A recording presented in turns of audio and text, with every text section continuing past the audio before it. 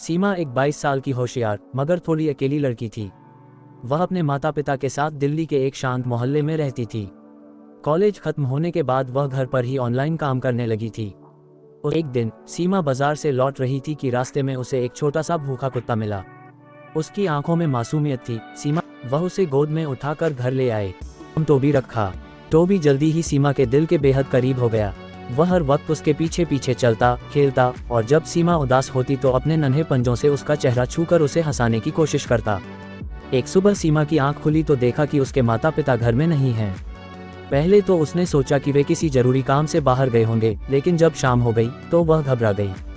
सीमा ने पुलिस में रिपोर्ट लिखवाई, लेकिन कोई सुराग नहीं मिला। ये सब बहुत रहस्यमय था। वह बहुत टूट चुकी थी, लेकिन टोबी हर पल उसके साथ था, जैसे उसे भी पता हो कि कुछ गलत हो गया है। 2 दिन बीतने के बाद तीसरी सुबह टोबी अचानक भौंकने लगा और दरवाजे की तरफ दौड़ा। फिर उसने सीमा की तरफ देखा, जैसे उसे कुछ दिखाना चाहता हो।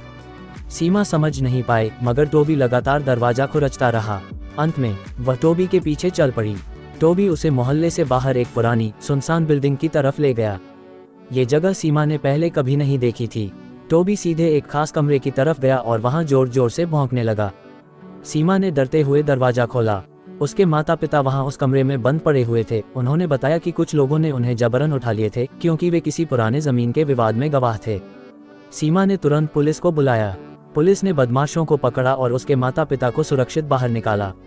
उस दिन के बाद से टोबी सिर्फ एक पालतू जानवर नहीं रहा, वह परिवार का हिस्सा बन गया, एक नन्हा सा हीरो। सीमा अक्सर सोचती कि अगर उस दिन टोबी न होता तो वह क्या करती। सीख, कभी कभी जिंदगी हमें सबसे अनोखे रिश्ते वहीं से देती है जहां हम उम्मीद भी नहीं करते।